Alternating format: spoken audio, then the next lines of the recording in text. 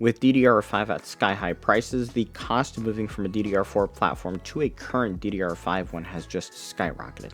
So just what are you missing out on?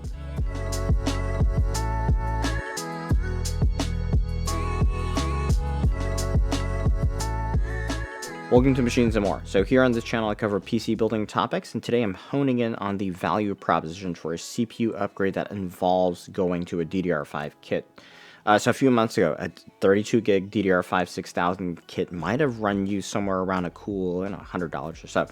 Right now, AI-driven demand has spiked that to $350, $400 even for some kits, and a big memory supplier in Micron exiting the consumer market absolutely does not help things out.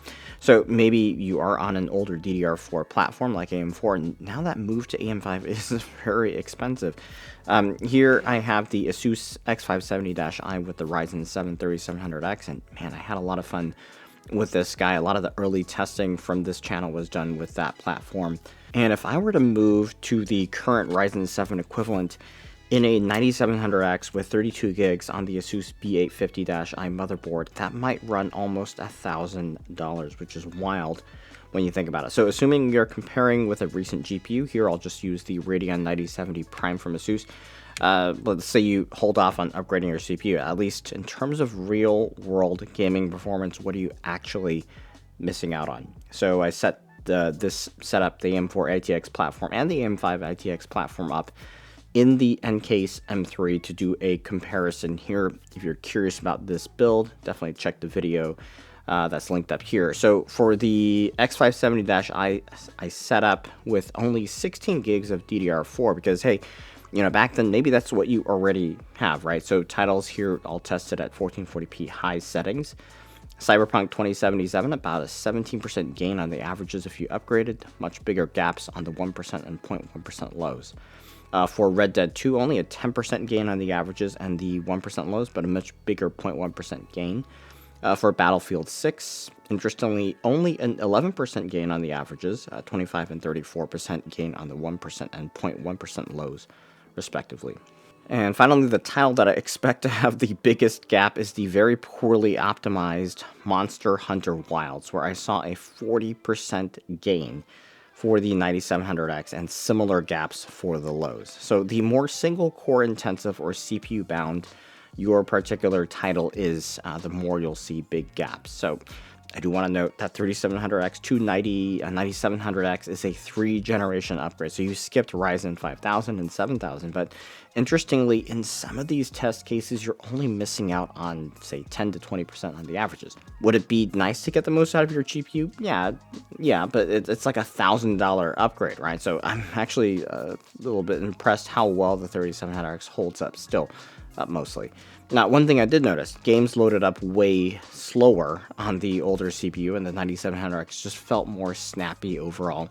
If you are doing multi-core heavy stuff, Zen 5 also just smokes Zen 2. It's like a 35% reduction in render time here that I tested.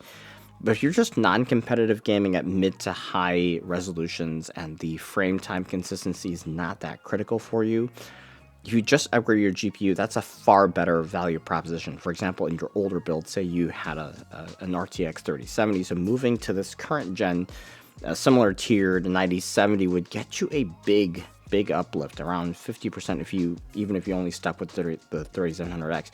And that is only a $600 upgrade right now. But I would caution you on going too far up the stack, because too far beyond this 9070, you'd see a much more serious CPU limitation around the RX 9070 or NVIDIA RTX 5070 is kind of where I think it would be reasonable. So yeah, if it's going to run you $900 to $1,000 like in this scenario, in my opinion, it doesn't make too much sense to do that platform upgrade just yet, unless this is a competitive setup.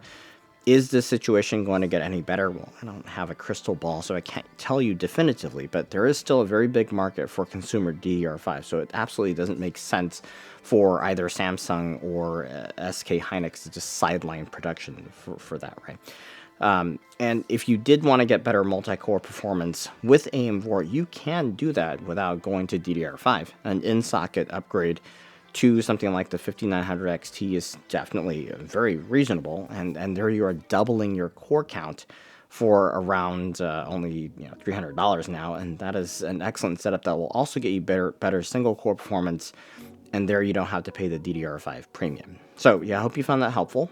Please make sure you give a like and make sure you're subscribed. Links are down below for this setup if you're curious. Big thanks for watching.